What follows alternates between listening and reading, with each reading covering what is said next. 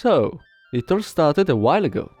My girlfriend wanted to give a Nuzlocke a try and asked me to randomize a ROM of Pokémon Emerald. With great pleasure, I started to choose what I thought would have been the most fun settings to play with, and I noticed that the randomizer allows you to modify by a percentage the level of the opponent's Pokémon. Since it was her first Nuzlocke ever, I limited the increase to 10%, but an idea hit me. What if I took a vanilla Pokémon Emerald ROM and just straight up double the levels of every single trainer? And what if I tried to Hardcore Nuzlocke it? Hello people and welcome to the channel.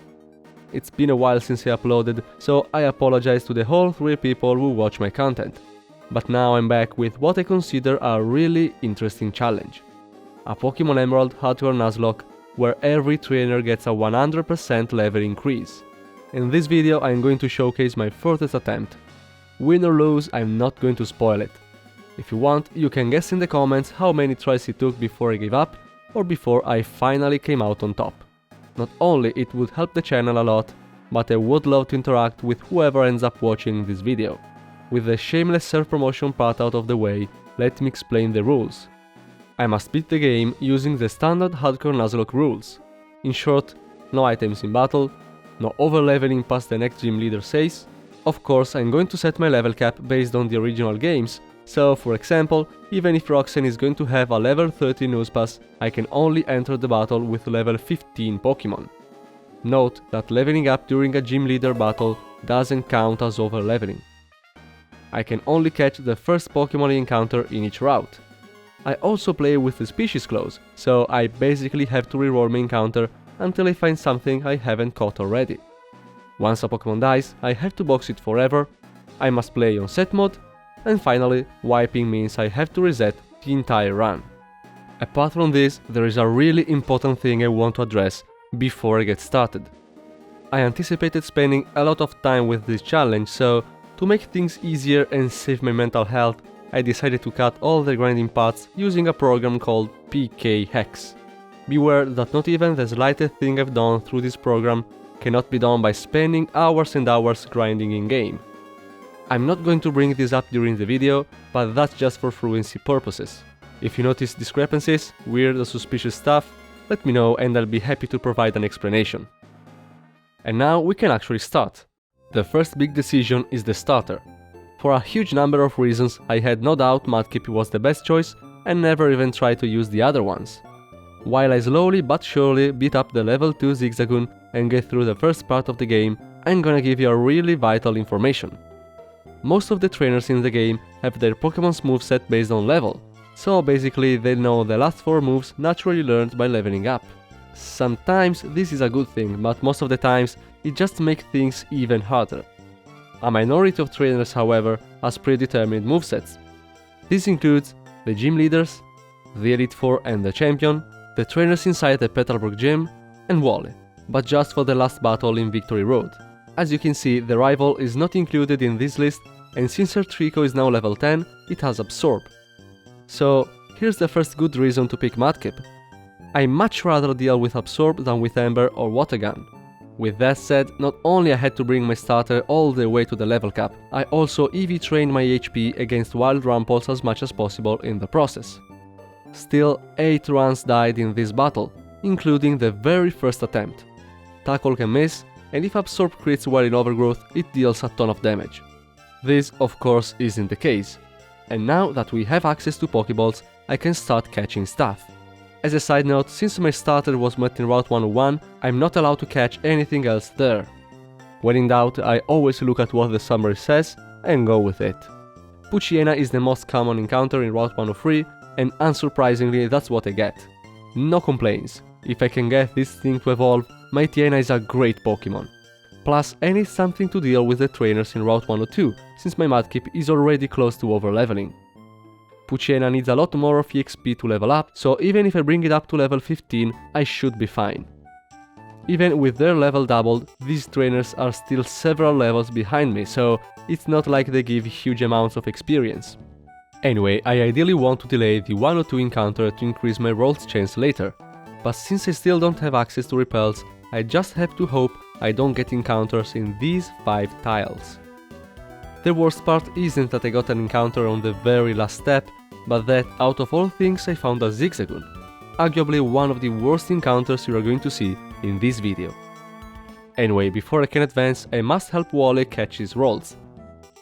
It might just be because he's used to a level 7 Zigzagoon, but the guy just kept attacking until the rolls fainted and then, happier than ever, took the corpse with him. My dad then advises to go and challenge the Rustboro gym, but right now I don't really have a chance against Roxanne. The best Pokemon for that fight is Shroomish, by a mile. Since it's only a 15% in Petalburg Woods, it's apparently pretty unlikely to get one, but thanks to the dupe clause, if I manage to cut off Poochyena and the whole Rumpel family, it suddenly becomes the most common encounter. Great plan, but I still don't have Rumpel. And while Meryl is a good Pokemon for later, that was my last Rumpel chance. Without any Roxanne answer, I might as well restart the game. In fact, I had to reset 22 runs because I simply couldn't face the first gym leader. But here it is, despite the odds, the hero. Might be biased because I really love Breloom, but I think finding Shroomish is a great starting point to build a run. There's a move in particular that makes me think that, but for now, let's just get through the woods. The fight against the Grunt is the first one where we actually get out-leveled, but it's still easy enough to make even Zigzagoon look good. Never wiped to this Grunt, never even lost a Pokemon. Before reaching the city, I make sure to talk with the Balesid guy in front of the flower shop. A level 15 Shroomish has Absorb as its best damaging option, so Balesid is a welcome addition. There are no mandatory trainers in the gym, so once I get my Shroomish up to level 15, if be training my defense as much as possible against Wild Silcoon and Cascoon, I can directly face Roxanne.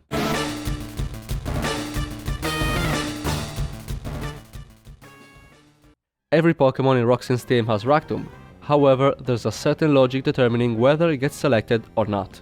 The first two Geodudes tend not to use an offensive move as long as they already outspeed, and since my Shroomish has a pretty low speed IV, I'm not surprised to see defense score. Thanks to a pretty high Balesid roll, I'm even able to take down the first Geodude on turn 1 and get my level up. At level 16 Shroomish learns Mega Drain, which is an excellent upgrade, and with that I have a reliable way of inflicting damage to the upcoming mons, while also healing substantially. The second Geodude, however, is lower than me, so after taking a strong hit it retaliates with Rock Tomb. Thankfully no crit, and now Roxanne will waste both of her potions as I get back to full HP with my draining move. On its last turn available, Geodude just goes for defense score, so I'm able to reach the Nuzpass at full HP. And at level 17. Double the level, double the EXP gains.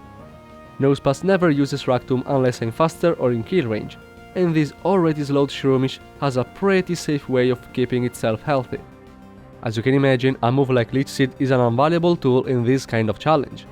It's not just a 12.5 maximum health damage every turn, but since the Pokemon are so high leveled, it heals for a ton of HP. It's not the go-to strategy in most cases, but it is in this one, and they slowly but surely take down the scary level 30 Nuzpass. The only other Pokemon able to win this battle is Lambre, but that's very much less reliable. In total, I lost 5 times to Roxanne, most of the times due to Geodude critting on the first turn.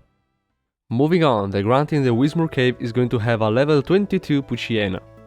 It's still an easy battle, but note that on my way to the tunnel I am doing my best to dodge the optional trainers. Avoiding unnecessary fights is a skill too, so if I fail, I'm not going to reset just because I might lose or overlevel one of my Pokemon. Things go smoothly as usual, and I get my Marshtomp, which is pretty much the only ground type available before Watson. Another big reason to pick Mudkip. While I'm in the cave, I also catch a Whismur, but he won't be seeing much action. And once Mr. Stone sends me across the sea like a male pigeon, it's time for me to get a really crucial encounter. This is the encounter table of the last granite cave floor. Considering that I don't have either Dustox or Beautifly, at the moment my Brawly is looking really terrible. Thanks to the repel trick, I can avoid finding a teleporting Abra, but if I get Aaron, the game is pretty much over. In a case like this, even Zubat would probably not be enough. What I really need is this guy. Sebla is the only ghost type obtainable before the 6th gym, and hands down one of the best encounters in the entire game. Instead of explaining, I'd much rather give a practical example. Let's just jump to the second gym fight against Brawly.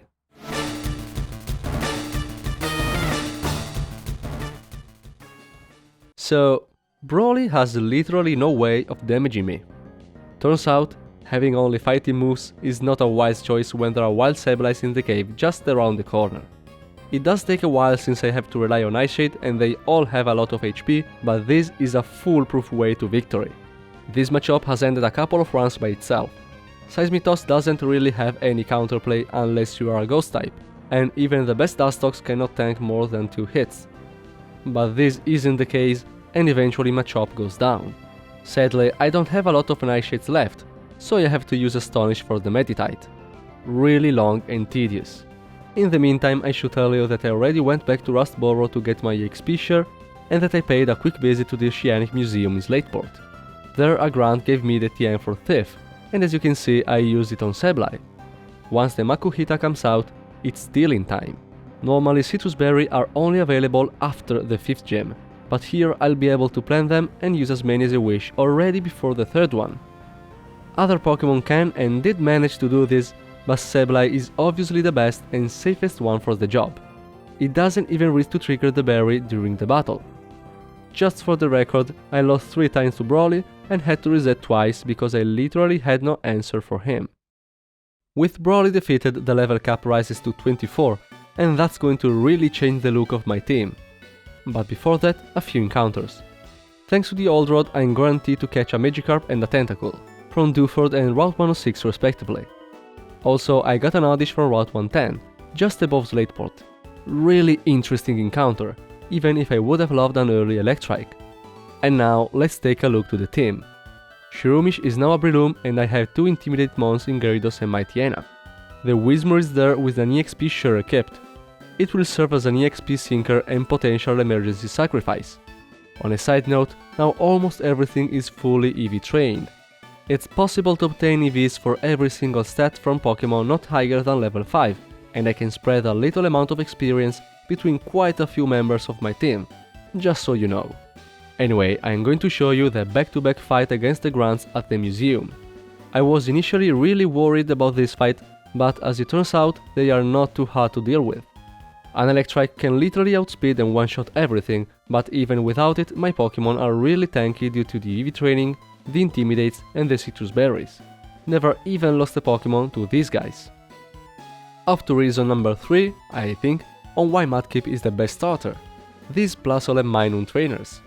I always had a milestone for them, so I can't speak for experience, but I imagine it to be really difficult to deal with Spark, Anchor, Fake Tears and Charm, even more conceited that it's not guaranteed to have anything able to resist electric moves, besides of course Marshtomp. But I'm sure you're waiting to see how I deal with my rival. While I can handle Wingull and Slugma just fine, I don't have anything for Grovyle. And that Grovyle is fast, is level 40 and has Leaf Blade. Usually I would use Beautifly or Dustox, even Crobat have I gotten a Zubat in Granite Cave. All relatively bulky Pokemon that 4-time resist Grass and can decently wall Grovyle. In the end, I had to settle for a much less impressive Pokemon. May leads with Wingull, another prime target for the Electrike I don't have. But Mightyena has proven before to be able to beat Wingull just fine. I mean, it's just Wingull. Slugma on the other hand has Flamethrower. The switch to Gyarados is pretty much mandatory, and luckily it doesn't even have to tank a hit on the switch because Slugma goes for Harden. Gyarados is 1 level away from Dragon Rage, so all I can do is use Bite. At least the flinch chance is nice. Marshtomp is ready for backup, but it ends up not being needed as Gyarados manages to take down Slugma with ease. We all know Grovyle is going to be the final boss, so time to bring out the big guns. An unevolved Oddish. Its special defense is actually not that bad, and as you can see, Leaf Blade only deals 13 damage. Pursuit is the main threat as I can't even really switch out of it, but it won't be a problem as long as I can put Grovyle to sleep. Missing twice in a row makes it a problem, but at least, how they say, 3rd time's the charm. And once it's asleep I can confuse it with Swagger, remove tutors in Slateport, and spam Acid for some cheap damage. Sadly, it wakes up right away and now I'm not sure what to do. I ultimately decide to switch in Breloom, forgetting that using Pursuit on a switching Pokemon bypasses every accuracy check and doesn't even consider confusion. Thankfully no crit and now Breloom should be able to handle it, especially with good confusion luck. Even if this rival was usually a bit scary, I never lost to it. I think I had to sacrifice my Magikarp once, but that was a really early run and there still wasn't the Gyarados strategy in my mind. Moving on, I am glad to reach Movel because it means I now have access to the Game Corner TMs. Ice Beam, Thunderbolt, Flamethrower and Psychic are obviously excellent moves. Not really helpful for Watson, but I'm happy to have them at my disposal nonetheless. Watson is very well known to be a difficult fight in any Emerald Nuzlocke, at least if you didn't pick Mudkip. The reason is, again, that at this point you usually don't have any decent ground type. And while we did pick Mudkip, it should not come off as a surprise that a level 24 Marshtomp cannot sweep a team of level 40 Pokémon and above. And yet, and not because it's future me talking, in this case I'm 100% positive that we're going to win, and with no losses either.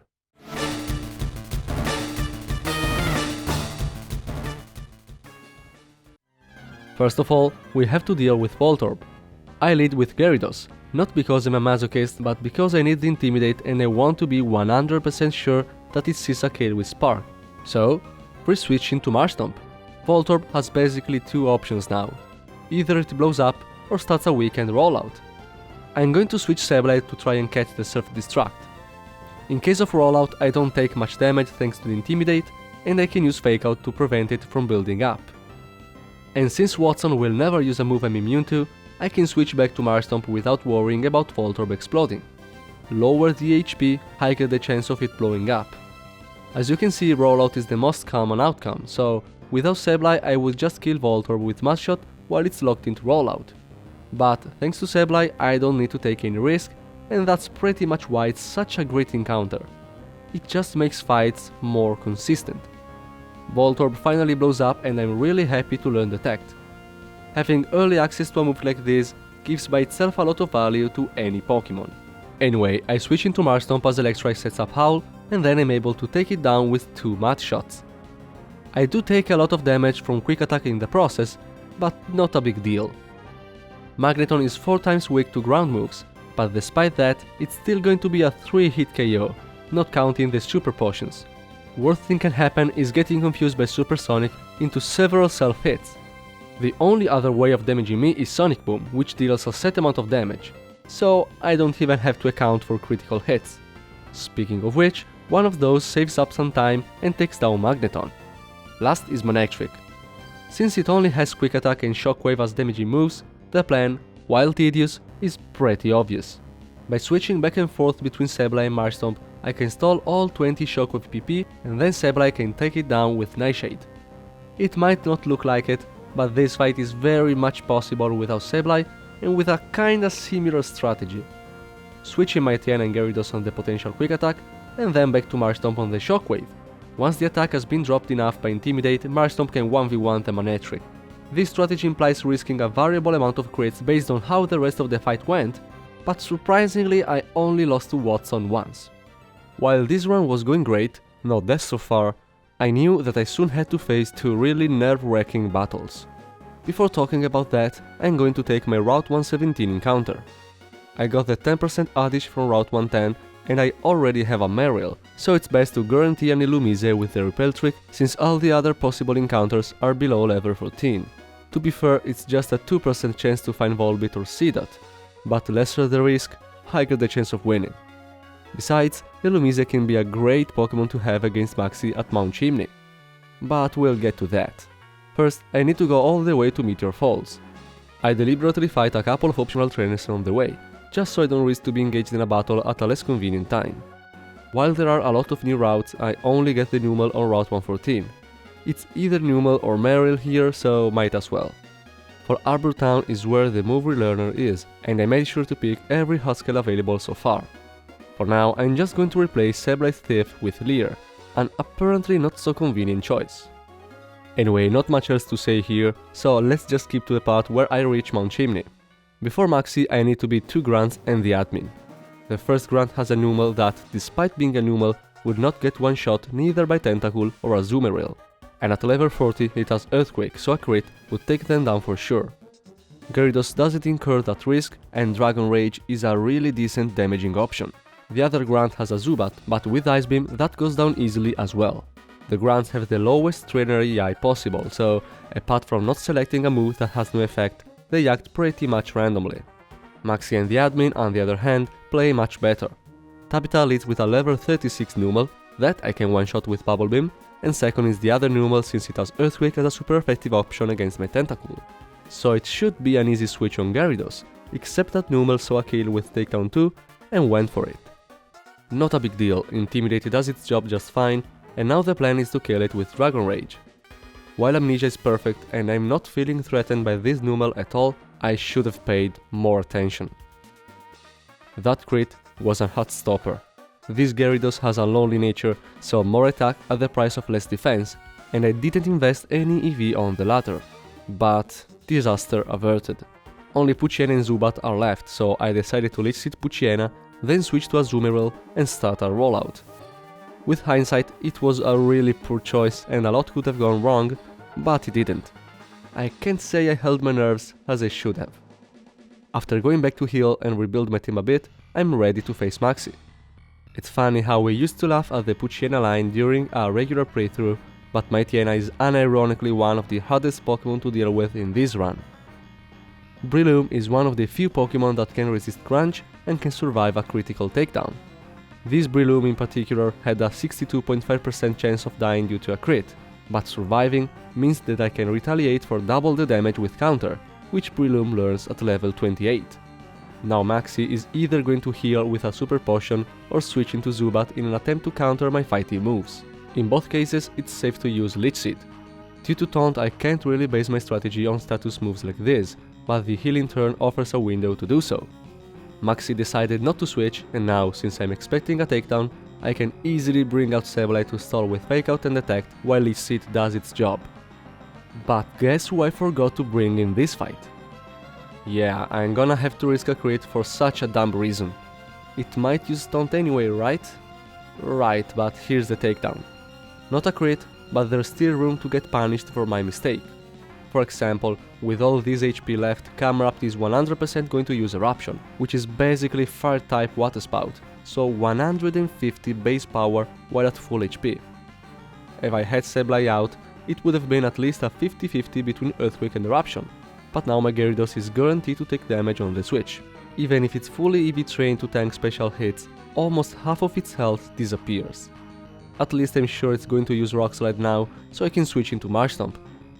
Due to Intimidate it doesn't deal too much damage, and thanks to my calm nature I'm actually just barely out of Eruption kill range, so it's a guaranteed Earthquake. And this is where Illumise can shine. After tanking an Earthquake, it will be able to outspeed and use Anchor to lock Camerupt into that move, and from there Gyarados can deal as much damage as possible with Dragon Rage. And we lose. Probably. It might come off as a surprise, but dealing with a level 50 Pokémon with this kind of coverage is really difficult when you are 20 levels behind. I decide to send out Gyarados again to drop the attack even further. Eruption only has 5 PP, so if I somehow manage to resist long enough, then I will have to handle a Camerupt with a really crippled attack at least. With that logic, I switch to Mightyena and then back to Gyarados. Another Eruption leaves Gyarados with only 3 HP, and the Citrus Berry activates. I have no way to predict if he'll use Rock Slide or Eruption again, so I must evaluate my out from this battle while keeping in mind what is most valuable for the rest of the run. I'm really not happy to send out Mightyena, but I must. And then, a glimpse of hope. A Rock Slide miss. Now it's going to be Eruption, so I must send out Azumarill. It's a bummer it doesn't have thick fat, but it should be able to tank 2 hits thanks to the berry as long as it doesn't crit. And not only Azumarill is able to survive with 6 HP, but a Bubble Beam deals just the damage I need to maybe come out on top. I switch to Marshtomp on a completely random move, and with the best result, a 9 damage Rock Slide. And now, thanks to the Bubble Beam, Marshtomp is out of Eruption kill range, so as long as I don't get crit, I should be able to deal some damage with Mudshot. Outspeeding would be crucial too, but after tanking an Eruption, Mudshot misses at the worst possible time. No Eruption left and I should still survive a non-critical hit, so at least I get another chance. Another chance, another miss. 95% accuracy by the way. As I'm forced to switch, I see it. If Breloom doesn't get crit, I can set up a Leech Seed.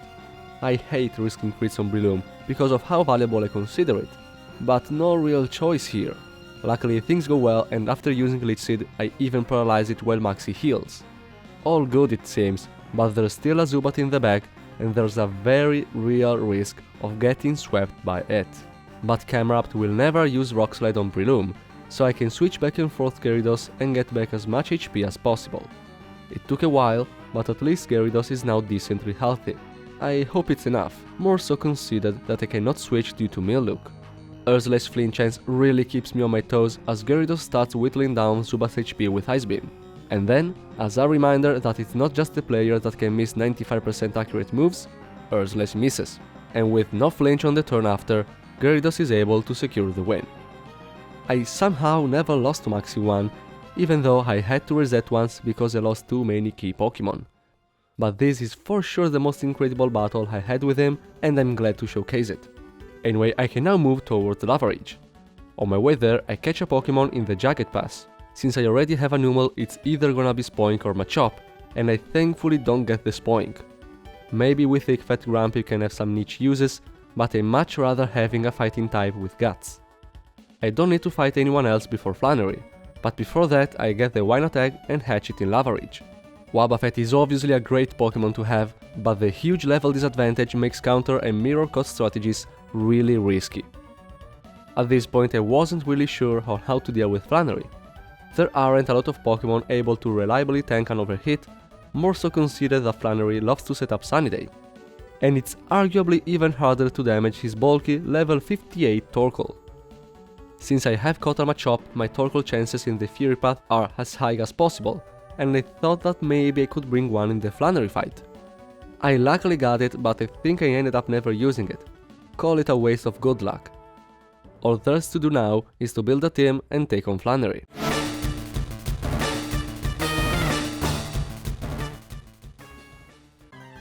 I'm going to warn you right away that in a fight like this, I won't be able to really play around critical hits.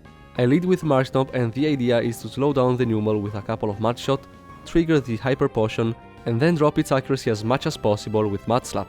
Such setup would allow me to maybe start a rollout sweep with Azumarill, but after tanking a Magnitude 7, Marshtomp decides to crit the Numel and crush the Dream. Slugma comes out, and if I'm remembering correctly, Marshtomp here is only dead to a single overhit roll. Since Slugma tends to use Mog a lot, and getting one of my other Pokemon poisoned would probably doom the run, I decide to risk it not once, but twice. Thankfully things go well and Marshtomp only ends up losing 3 HP from their first Mog. More importantly, the sunlight fades as Camerupt comes out, so I can actually stay in for a turn. This Camerupt is surprisingly fast, so hitting a Mudshot would be of huge help, but Attract might ruin my plan. Attacking while infatuated is a 50-50, just like Confusion, but I always felt like it was a 1 in 4 chance to attack, and here I get another reason to confirm my bias. No Mudshot makes the rest of the fight really shaky, but I have no choice but to switch Marshtomp away from the upcoming overhit. Azumarill will be able to tank it, and due to the special attack debuff and the Citrus Berry proc, it might just be able to sneak in a Bubble Beam. By the way, Azumarill is usually one of the best Pokemon for this fight, as it can serve as a hit sinker with Thick Fat or as a sweeper with huge power.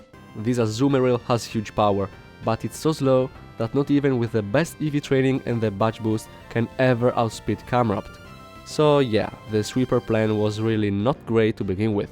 Anyway, here's the Bubble Beam, but now with 28 HP, it's just random move from Camerupt. Since I felt like I needed Azumarill for later, I ended up sending out Sableye. This Sableye has incredibly good IVs and it's EV trained to tank as much special hits as possible, so it's barely out of overhit range. Plus, this might just be Tackle. And it is. After doing a laughable amount of damage with Fake Out, I go for Detect, hoping to catch the second overhit, with good result. Not being in key range makes everything really awkward since Camerupt might select any of its moves, so I'm really tempting fate with all these switches. Attract on the Marshtomp is good, and Sanity on the Sableye is even better. Now I am 100% sure he's going for the kill, so I use Detect and then switch into Numel to tank another hit. Much like before, I now switch back to Sableye, hoping not to get crit from overhit, but end up catching a Tackle. And finally, the last overhit is used on yet another Detect. So things should be easy now, right? Camrapt has no way of damaging Sableye. But since I'm planning to put Torkoal in the same situation, I need to save up my nightshades. Now, I have no idea why I didn't just leer to limit the number of switches and the amount of crits I ended up risking, but I'm really glad I didn't lose my Gyarados to a stupid mistake like this. Imagine losing one of your best Pokemon to a level 52 Camrapt critting with Tackle. Anyway, back to Sableye for the final hit, and last is Torkoal. Detect, overhit number 1. Switch Azumarill as a sack, overhit number 2. Detect, overhit number 3. Switch Tentacle, overhit number 4. And one last risky switch on Sableye is very well rewarded. Body Slam doesn't affect me, and Torkoal uses its last overhit on one last Detect. Kinda poorly played from me, I think, but in my defense, not having a good Azumarill for this fight makes it really hard. I honestly thought I wouldn't be able to make it, but once I saw Torkoal using that last overhit, I knew this run had potential. You would guess a higher amount of runs died to Flannery, but no, I actually lost to her only twice. Now that I can go to the desert, I basically have 3 new encounters. On Route 111 I find a Baltoy, interesting encounter for later, but right now pretty useless. Inside the Mirage Tower I get a Sentry, which isn't great since at the moment I have better ground types for the mid and the late game. Trapinch would have been better, but oh well. But most importantly, I take the Claw Fossil from the top and, back to Rustboro, I can revive an Anorith as my encounter. The Anorith line is guaranteed to have Battle Armor, an ability that prevents critical hits. And while Anorith gets much better once it evolves, its typing combined to such a strong ability makes for a great Pokemon for the next gym. There are 7 trainers inside the Petalburg gym, 3 of which are mandatory. It's a good thing the player can, to a certain extent, choose who wants to battle, since these trainers have really high IVs and predetermined moveset to excel in different areas. So instead of fighting a pretty dangerous Swallow, I can battle the Delcatty trainer with Feint Attack and Shockwave. Sure, she'll never miss a move, but my Wobbuffet never even dies to a crit and can just Mirror Coat for the one shot. The second trainer has a Slackoth that will recover his HP over and over, but since it only has Shadow Ball, pretty much any normal type can deal with it, even my unevolved Zigzagoon. The last one runs a crit-based Vigoroth, but Sableye just laughs at it, and after some Leer spam, it's a 4-hit KO with Secret Power. Without Sableye, Anorith is literally able to P-Pistol all 20 slashes thanks to Protect and Harden. Really impressive, but there's no need to do it this time. Having a Ghost type for the normal type gym is of course of huge help, but to beat Norman, we'll need full team effort.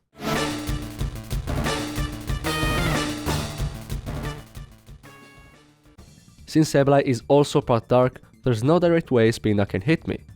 It has Tether Dance though, so in the long run I'm probably bound to lose the 1v1.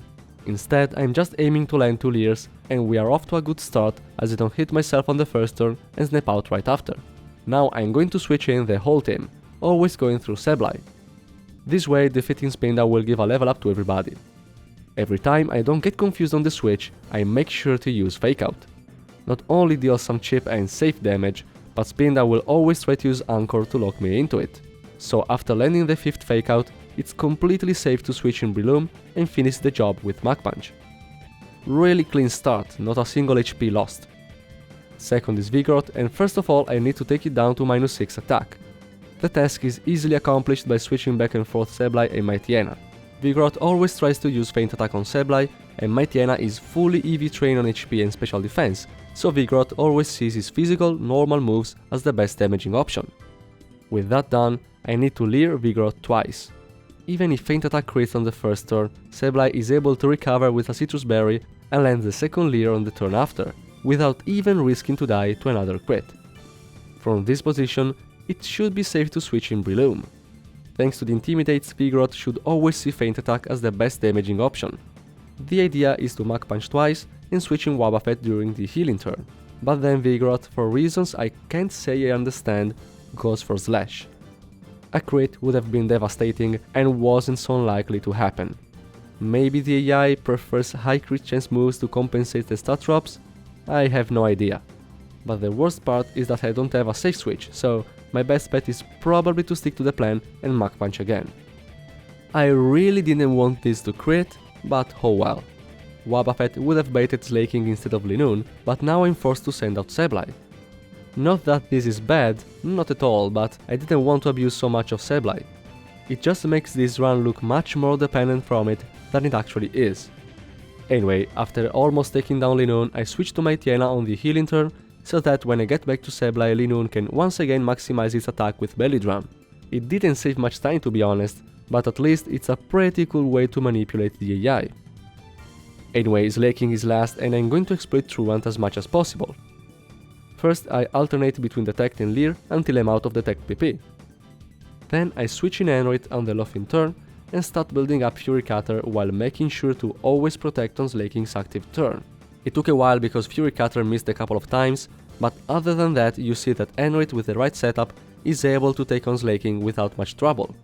If Linoon were to be still alive, I would just stack 5 or 6 Harden on the Loughin turns. Immunity to crit makes defense boost incredibly powerful. With Norman defeated, I'm now able to use Surf, which not only is the best water type attack I can hope for, but also gives me access to few new encounters.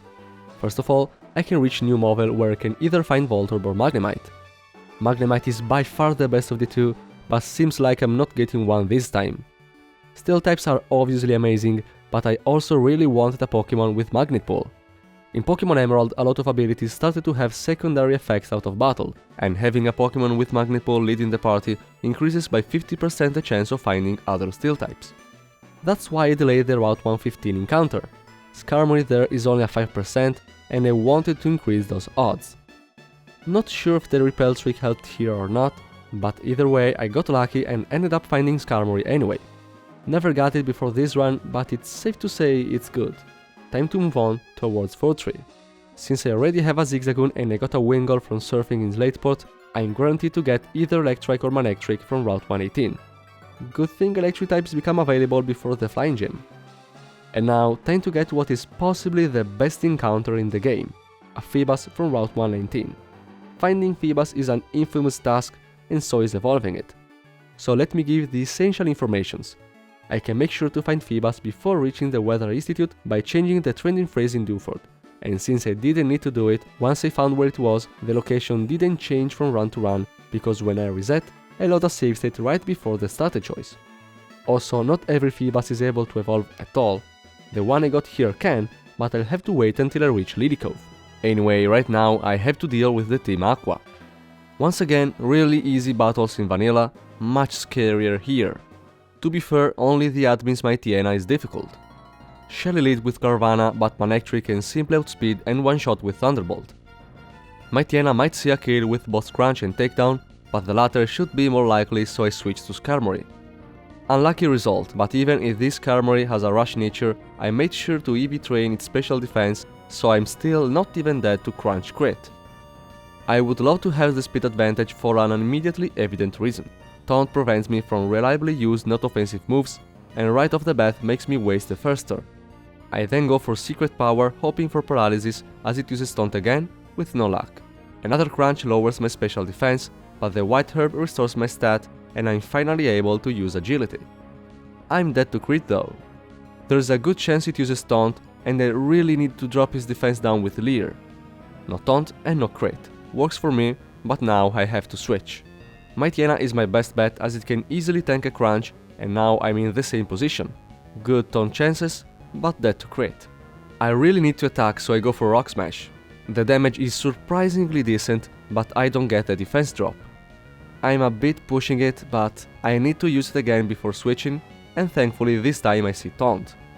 Now I can go Sableye on the potential takedown, use Fake Out for some cheap damage, and then I safely switch Breloom, which never dies to Crunch. Mach Punch puts an end to this apparently overcomplicated battle, but in the end I just wanted to not risk a crit on Breloom, and I was prepared to lose either Mightyena or Skarmory. Anyway, I get the Cast Form as my reward. Not gonna use it, but at least it's holding a Mystic Water. It's only a 10% boost, but might come in handy. Now, there are a couple of things I need to do before the upcoming rival fight. First of all, I need to be in a day where it's not raining. Then I grab the Leafstone I now have access to and evolve Gloom into Vileplume. The unevolved Oddish in the Slateport rival fight wasn't just a flex. Oddish learns Moonlight at level 32, while Gloom learns it at level 34, and I need to have a Vileplume with Moonlight before Winona. Once that is done, I can go and battle May. She leads with Lagma, and I probably had something wrong in my calculator because it manages to survive an Earthquake from Camraft. It goes for Amnesia, so not a big deal, but I was dead to Flamethrower crit. Second is Lambre, which is the reason why I made sure there's no Rain. While it's not a good Pokemon by any means, a Rain boosted Stab Hydro Pump is nothing to scoff at.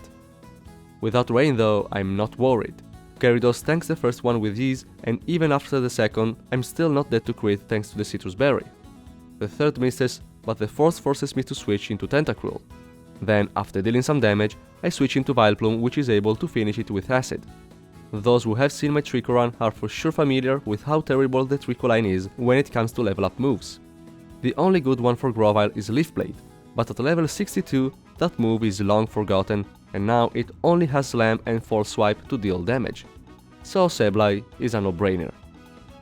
I can now reach Fortree, but I have no intention of challenging the gym just yet. First I head to Route 120 to get an Absol. I already have every other possible encounter, and I can simply Repel Trick the 1% remaining. After going back to build a proper team, I start the long trip to Lily Cove. There are few scary optional trainers that I have to dodge on Route 121, but in case I mess up, I want to have at least a decent team for them. Speaking of Route 121, I am guaranteed to find Sharpet there, which I'm happy to have. I'm then able to dodge every spinner and reach Lily Cove in one piece. It was risky, but it should be worth it, as there are few really useful things here in Lily Cove. First, the gentleman that gives random berries has a chance of gifting a Lumberry, so if I want, I can soft reset until I get that. There's the Rest TM guy, also a decent tool to have. Most importantly, there's the department store that sells a bunch of really useful TMs. And with a bunch I mean TM17 Protect. Guarding the entrance, there's the rival, ready to challenge us one last time. It wasn't long ago that we met, but her team is way more scary. May leads with her new entry, a level 62 Tropius. I send out my 30 levels below Sharpet, which, thanks to its calm nature and a full EV train on its special defense, is only dead to Solar Beam. So while Tropius takes in Sunlight, I switch into Vileplume. Solar Beam deals a laughable amount of damage, and I'm able to land a free Poison Powder. Since Tropius always uses Body Slam on Vileplume, I can switch back to Sharpet and repeat until the poison does its job. Moonlight makes sure I don't have to take the slightest risk. Slugma is second, and I'm well prepared to sacrifice my Pelipper for the safety of everyone else in the team, but what happened got me really upset. As planned, I switch into a Flamethrower, but for some reason it only deals 51 damage, while according to the calculator it should have done at least 53. I literally have 1 too many HP to trigger the berry, and thus Pelipper is going down from the next attack. While I was ready to lose it from a critical hit, this really pisses me off, but not much I can do. Surf deals a good amount of damage, and after going down to a Rock Slide, I send out Milotic to finish the job. Pelipper is next, and it's the one I'm more afraid of. If I was able to handle Lumbre's Hydro Pump with relative ease, this one is much stronger in comparison. First of all, I switch into Gyarados for the Intimidate, as Pelipper uses Stockpile. The Speed Up base power is equal to 100 multiplied for the number of Stockpile used, up to 300 total. Thankfully Pelipper has a pretty bad attack, and Speed Up can't crit, so dropping its attack is a really efficient strategy. Anyway, I switch back on Milotic as Stockpile number 2 is used. -1 attack is not enough to make me comfortable, so I send out Gyarados again. There's the Speed Up, and there goes half of my HP. Back to Milotic, here's the first Hydro Pump. The plan now is to stall with Recover until it runs out of Hydro Pump PP. This Milotic has really impressive IVs. 31 for both HP and special defense is pretty much as good as you can get. Anyway, the only way I die is probably by a back-to-back Hydro Pump crit that actually almost happened, so I'm pretty safe. And once the Hydro Pumps are gone, I can send out Sharpet, use Curse on both Pelipper and Grovyle since all they have are normal moves, and patiently wait until they go down. And with that, I can say that I never wiped to my rival. Except Rival 1, but not much I can do about that, can I? After stocking up on TMs, I can go back to Fortree to face Winona. The gym trainers are not too terrible, but I at least have to mention them. The first to engage in a double battle that, as long as you still have your 2 electric types and don't get stupidly unlucky, is pretty easy. I will say that I once lost my Torkoal to a future sight from Xatu, but that was just me not paying attention. The other trainer though I am pretty much forced to talk about since I once wiped to him. Surprising since it only has a Tropius, but I think it was the first time I got so far and my Vileplume died from the rival fight you just saw. To be fair, you don't need a Vileplume. Any Pokemon who's only dead to Solar Beam can deal with this as long as it has Protect. But enough talking about small fries.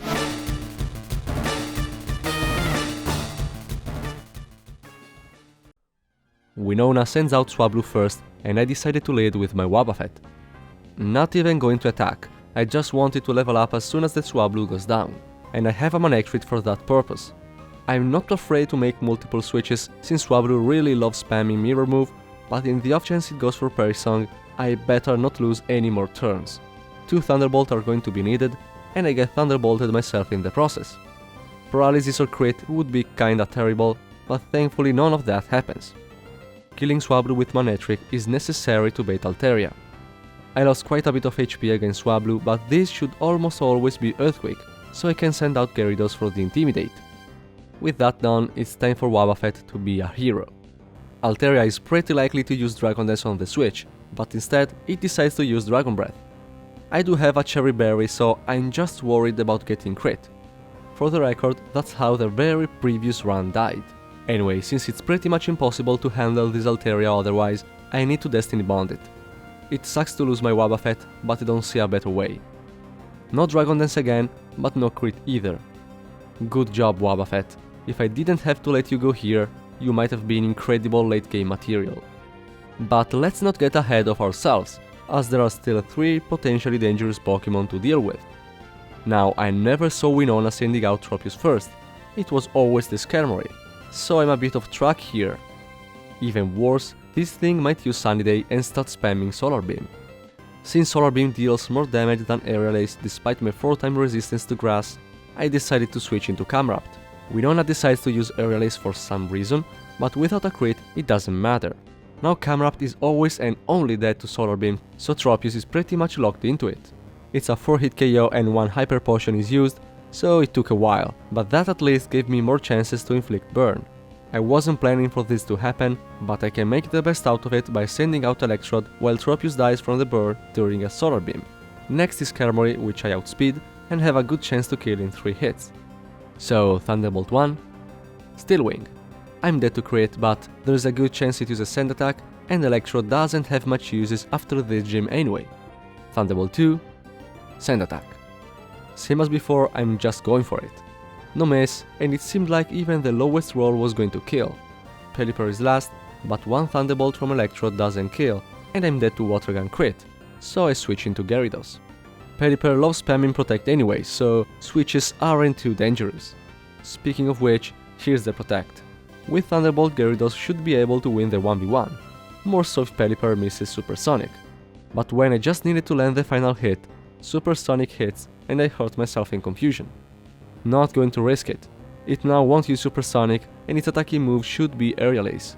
Manectric doesn't even die to a crit, but it doesn't matter. Here's another Protect on the switch, and then Manectric outspeeds and kills with Thunderbolt. As I said before, the previous run died to Winona. And that's really the only time I lost this battle. And now we're in the part I consider to be the late game. With a level cap of 42 I can pretty much fully evolve everything, and most if not all of the important moves are available. Good thing, since I'm gonna need all the help I can get to win the upcoming battle against Maxi. First thing first, the Team Magma hideout gives me another encounter, and since I already have a Torkoal, it's guaranteed to be either Geodude or Graveler. At this level they know self-destruct, so even in the worst case scenario, Sableye at least doesn't risk to die from it. Luckily this Graveler decides to cooperate, it locks itself into rollout and gets caught immediately after. The grunts before Maxi are not an issue. Armaldo can deal with a Poochyena, Milotic easily one-shots every Numel, Manectric takes care of the occasional Zubat with Thunderbolt, and Baltoy is countered by Sableye, which has finally learned Shadow Ball. Magma admin Tabitha might have been an issue if it wasn't that I have a Milotic. The first Numel is Pisswick, so I can set up a Rain Dance at no cost and then both it and the Camerupt after easily die to a Rain boosted Surf. Milotic is so tanky that I can even afford to take on the Mightyena without the slightest risk. For the Zubat though, I decide to switch to Manectric and one-shot with Thunderbolt, just to be safe. It's all fun and games, until I have to face the leader. Before that, I head to Route 107, just east Duford, and there I fish up a Wyrmer with the good rod. It's my only eligible encounter left on the route, so even if it's at 20%, I am guaranteed to eventually get one. After a bit more of preparation, I'm ready to give this fight a shot. Before this attempt, I already wiped twice from Maxi 2, so I'm a bit nervous. As always, the Mightyena is a major menace, and while I still have a Breloom with counter, I don't want it to risk a crit. I am completely fine with risking a crit with Machoke though. A pre-poison Machoke is a powerhouse even after Intimidate, and while I was kinda hoping to see Taunt, Revenge has its power doubled to 120 if the user takes a hit before attacking. Since I know Maxi is going to heal, I then opt for the slightly more powerful Vital Throw, but here's the Crobat switch. I hard switch in Graveler on the Poison Fang, no poison thankfully, and then I start using Rollout.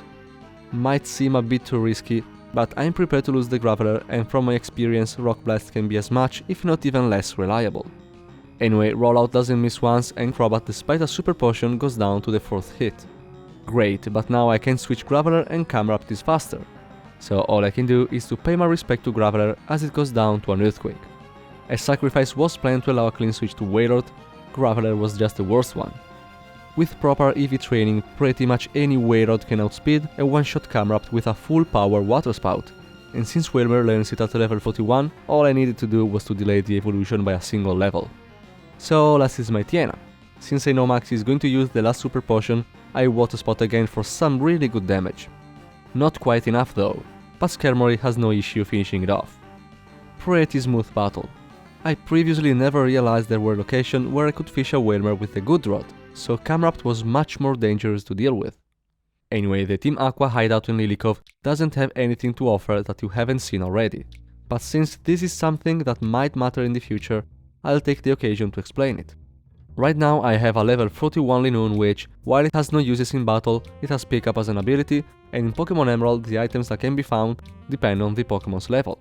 Let me show you the chart right quick. As you can see, I'm currently able to find white herbs. That's why I used the only one normally available with so much thoughtlessness before. So I guess I should at least showcase the fight against the admin. I once again lead with a pre-poison Machoke, but this time I'm not dealing with the attack drop thanks to, surprise surprise, a white herb.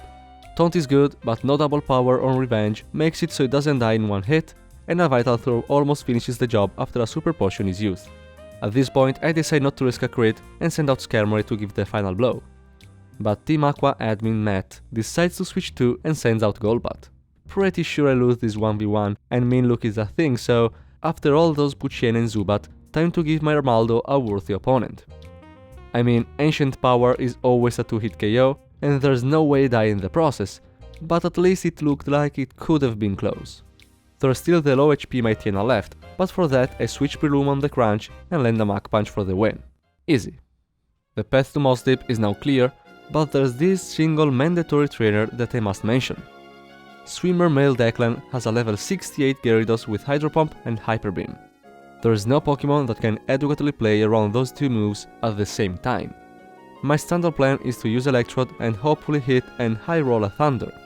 There is the hit, but no high roll. Thankfully this trainer has the lowest possible AI and basically picks random moves, so it ended up just using Rain Dance. I was always scared to lose multiple mons from this guy, so I had to showcase this apparently insignificant battle. And with that done, we are getting close to the really iconic double battle against Tate and Liza. But before that, I picked the Super Rod from the Fisherman in Moss Deep and go take some pretty important new encounters. Fishing in Petalburg guarantees a Corphish, and I'm really glad I found one with Shell Armor. Then I head to Route 122 and fish up a Sharpedo. Getting 2 decent Dark types right before the Psychic Gym is obviously huge. While I'm in that area, I also climb the inner portion of Mount Pyre. There are a lot of trainers, but they are now just barely 10 levels above me, so no big deal. I ended up over-leveling my Sableye in the process though, sucks not to have it available for Tate and Liza. Anyway, on the last floor there's the TM for Shadow Ball and, most importantly, I can guarantee a Duskull. Dusclops is probably the best ghost type for a challenge like this, so I'm happy to finally have one. There's no point of showing the trainers in the Moss Deep Gym since they all get completely walled by my Dark types. But before showing the battle against Tate and Liza, I must mention the apparently unrelated Berry Master on Route 123. After getting surfed, the player has access to the area, and the Berry Master will be happy to give 2 random berries every day. There are berries that lower by 10 points the EV of any given stat, and all 6 of them are obtainable from the Old Man. So, and that's something I'm yet to mention because it almost didn't matter until now, once I reached that point, I was actually able to redo the EV training of my Pokémon. You'll see in a second why this matters. Back to Moss Deep, let's face Tate and Liza.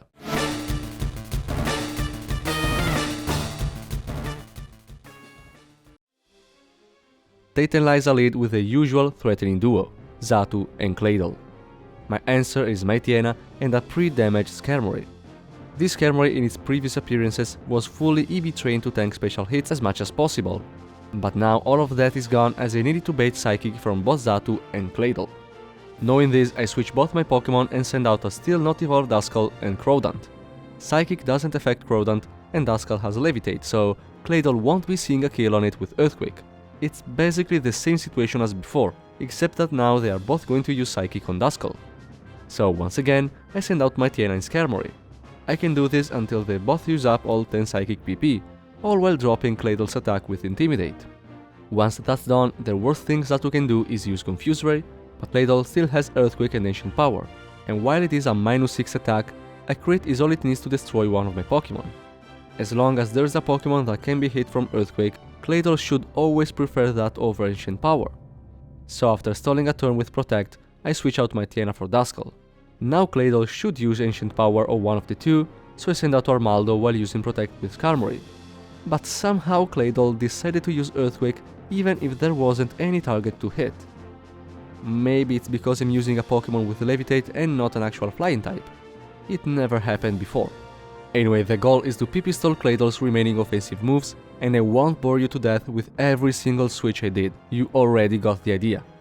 It's a long process, but I eventually will get to a point where Xatu only has Calm Mind left and Claydol just few life screens. In case some of you really want to see it, or thinks I'm cutting portions of the fight to hide something, I guess, I'll be happy to upload the full version of the battle, over 30 minutes of really exciting switches and Protect stall. Anyway, once I'm finally done, I can send out my 2 main attackers, Crawdaunt and Sharpedo. I need to take down Claydol before it starts using Struggle, otherwise I might risk a crit on Sharpedo, and after a couple of turns spent using Slash and Crab Hammer, things finally work out. Solrock comes out next and threatens both of my Pokémon with Solar Beam, but we know what happens in cases like this. I can freely attack while it takes in Sunlight, and just use Protect on the Solar Beam turn. A handful of turns are enough to get rid of Solrock, and last is Lunatone. It only has Psychic as an attacking move, so it's pretty safe to say I have already won. All I have to do is to focus it down, and once there's only Xatu left, I can send out my Armaldo and one-shot it with Ancient Power. A lot of Leers were used during the PP stall, but it's good to see a long and tedious fight like this ending with a one-shot. I never lost to Tate and Liza, as this PP stall strategy is pretty much completely safe and only requires really common or guaranteed encounters. From one double battle to another, I'm really worried about the fight against Maxi and his admin. The point is that I have to team up with Steven Stone, and while I have pretty much no control over what he does, my best bet is to support him as much as possible and hope he doesn't do anything too stupid. Obviously, I can't really plan out the fight either, so I have to go with what feels right. Once I bring the chosen trio up to the new level cap, I go ahead and join Steven with my fingers crossed. My Tien and Camerupt are out, and with some luck my Gyarados will be able to keep Steven's Metang alive. First of all, Intimidate is really useful to mitigate a potential Earthquake from Camerupt. I believe this is not like Pokémon Colosseum, where if there's no kill available, the most frail opponent is chosen as a target. But I decide to use Protect anyway. Metang might use Light Screen or Reflect in the meantime, who knows. Instead, after tanking a Crunch like it's nothing, Metang decides to land a critical Psychic on Camerupt, taking it down in a single hit. Great start. The leader's Mightyena comes out, and switching Gyarados for Skarmory seems like the right play. Both Mightyena try to use Taunt, and Metang fails to use Light Screen, so a whole lot of nothing happens. Then I once again decide to use Protect, but this time Metang is not the one landing critical hits. Both Mightyena targeted with Crunch, and one of them crits, so now Metang is probably not going to live another turn. With this in mind, I decide to try and Metal Sound the level 84 Mightyena to make the job easier for the Aggron. But nothing like that happens. Maxi switches Mightyena for Camerupt, and the other Mightyena uses Taunt on me after tanking a Metal Claw from Metang. Since now I can't use Protect and I'm really worried about Eruption, the only play is pretty much to send out Gyarados. After using yet another Metal Claw, Metang goes down to a Crunch and then Aggron comes out, just in time for the wholehearted feared Eruption. At least the damage is split in half for double battles, but now I am pretty sure that Camerupt will use Earthquake to take down Aggron. Steven's last Pokemon is a Skarmory, and I know that thing loves to spam Protect, so I doubt I can count on it to deal with Camerupt. More so conceded, it would probably die to a couple of Eruption at best, so I go for Rain Dance to mitigate the upcoming Fire moves and boost my Water moves. But Mightyena is so much fun and uses Taunt, so the whole plan is ruined and the run might have reached its ending point. Aggron even misses Thunder. That's the Earthquake I was talking about, and maybe I was lucky to get my Intimidate on Camerupt because Aggron survives with a sliver of HP. Mightyena was really low already, so it goes down and Golbat comes out. At this point I have no other play but to stay in with Gyarados and hope to hit a Hydro Pump on Camerupt.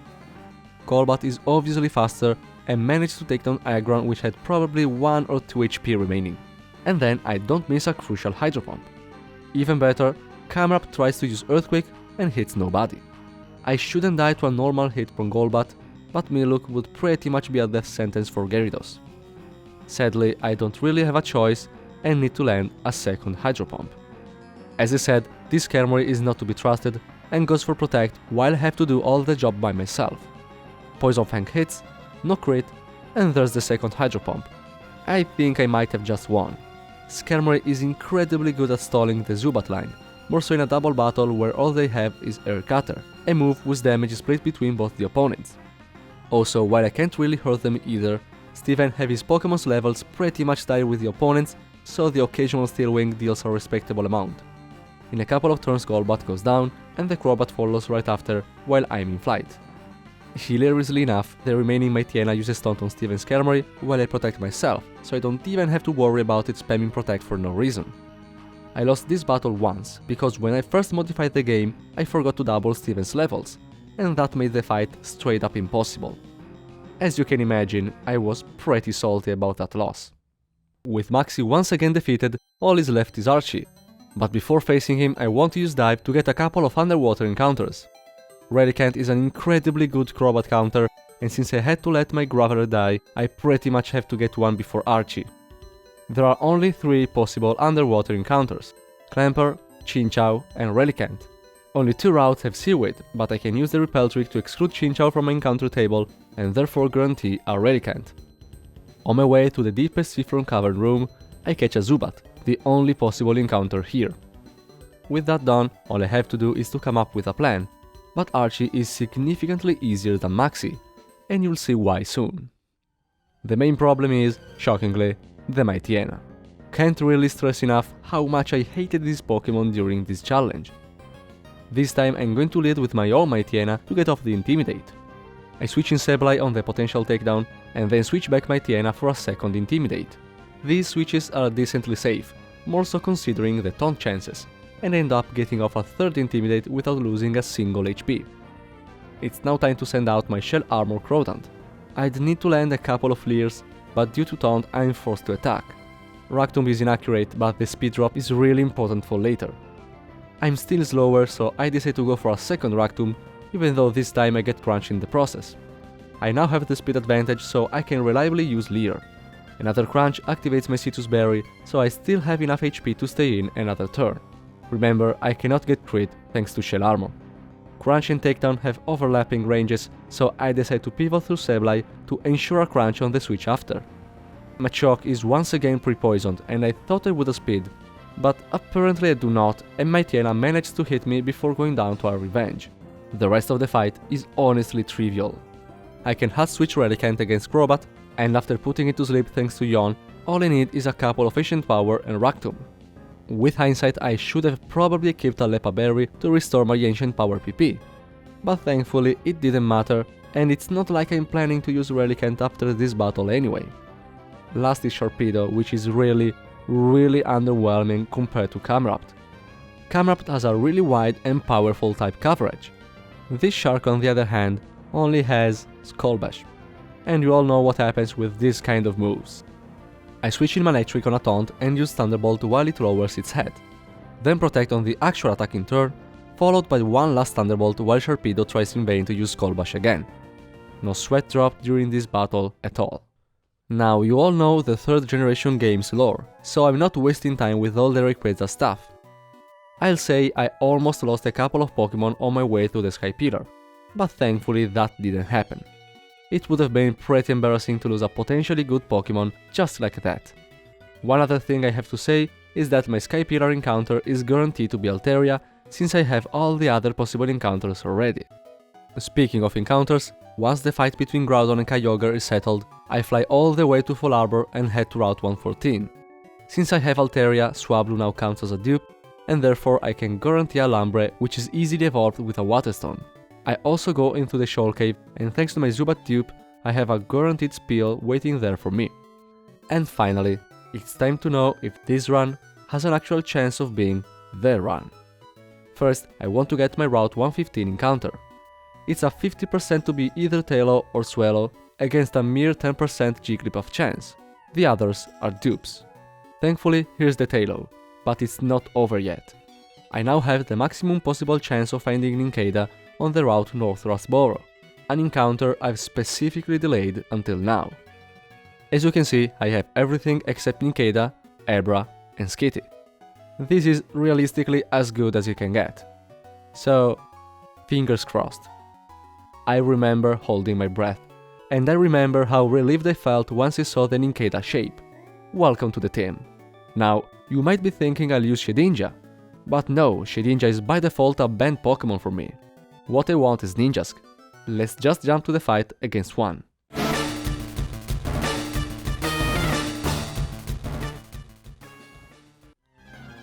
Juan leads with Love Disc, a truly embarrassing Pokémon. I'm going to use Leech Seed right away, and then stall a turn with Protect. Now I switch out Breloom for Manectric, which gets confused right away from a Sweet Case. No problem, that's what the Persimmon Berry is for, and then after tanking a Water Pulse, Thunderbolt plus Leech Seed are enough to take down Love Disc. Killing with Manectric is especially important because now Juan will send out his Whiscash, and since Manectric is pretty healthy, it's guaranteed to always use Earthquake and never choose Water Pulse. Time to send out Ninjask. Nothing too fancy though, Earthquake doesn't affect it, and then Protect to stall a potential Water Pulse. Rain Dance was also likely, and so is the Amnesia on the Ludicolo switch. So here's what's going to happen, and I'm really going to speed this up for you. Since Ludicolo resists Water Pulse 4 times and is EV trained to have a really good special defense, Whiscash will always use Earthquake as an attacking move. That's where I switch back to Ninjask, which, obviously, will only be targeted with Water Pulse. You see where this is going. This Whiscash will eventually run out of everything except Amnesia. As for Ludicolo, it obviously can tank forever, even with its typing, and that's why I taught it rest. I believe it never even got down to yellow in the process, so it's safe to say this Pipistol is pretty solid. Once all of that is done, I can now safely send out Breloom to use Leech Seed, and then the pre-poison Machoke makes its appearance once again. I'm now going to kill Whiscash, and thanks to the Leech Seed I can pretty much restore all the HP I lose due to poison. All this to make sure Kingdra comes out after, the only other Pokémon with a Psychic move. Even if it's not an offensive move, the AI will give priority to a Pokémon with a super effective option. Anyway, I'm now going to switch out Machoke and send out Walrein. Big Fat gives it an effective 8-time resistance to Ice, but Kingdra goes for Water Pulse. It was a 50-50 to be Ice Beam, but it shouldn't matter. Time to Pipistol this Kingdra out of existence.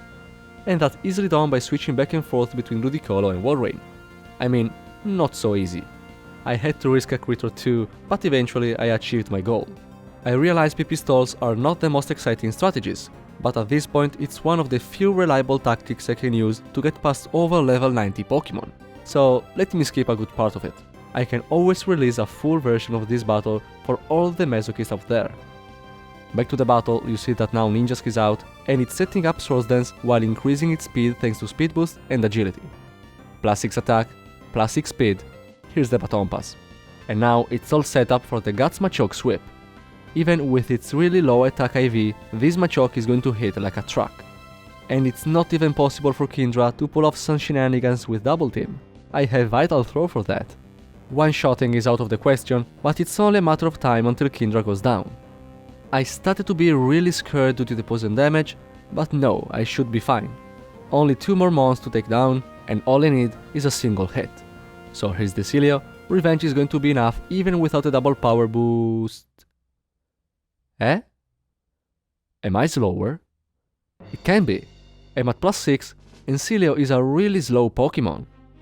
No, what I didn't know is that Revenge is actually a move with negative priority. I should have known. Even during the Archie fight, I probably wasn't slower. I never thought of it. For me, it was always the Machop simply slower because...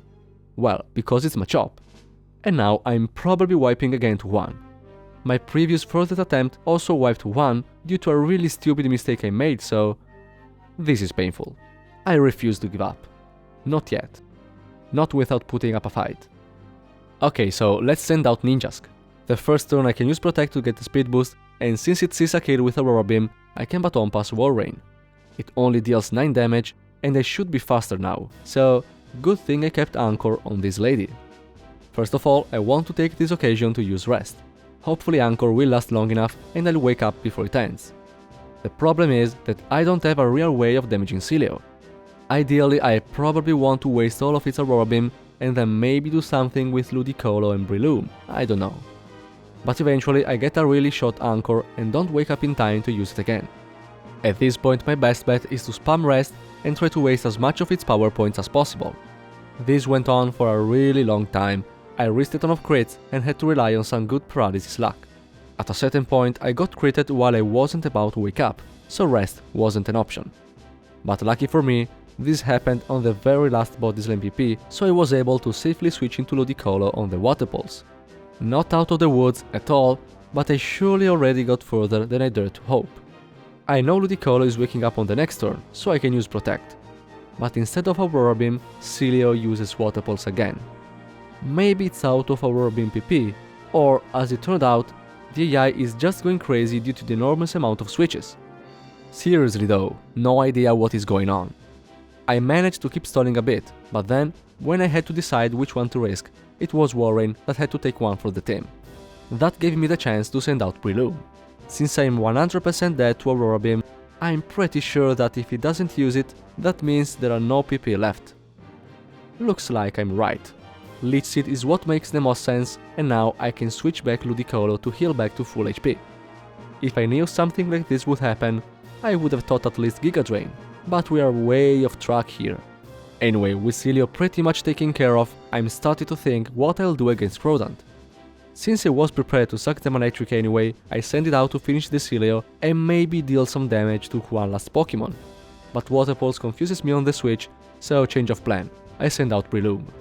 Thankfully Leech Seed heals a lot, but I'm still going to risk a crit against Crodant, and I really don't want to lose Breloom. Maybe this is not the correct play, but I'm going for it. Right, this stupid thing has Taunt, my favorite move. Well, time to send out Ludicolo and maybe win 1v1?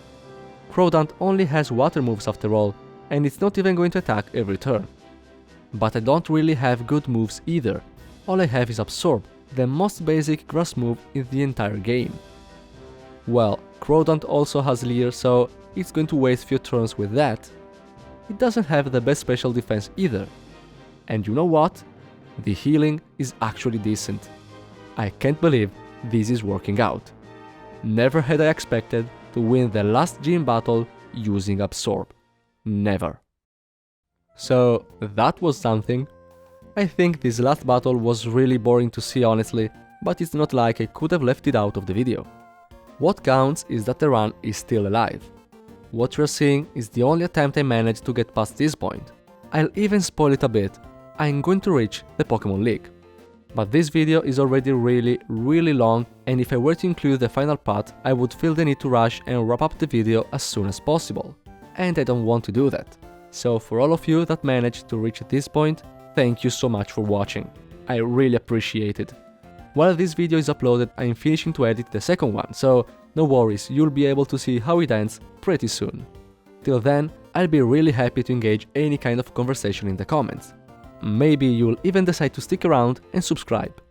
As for me, back to theory crafting.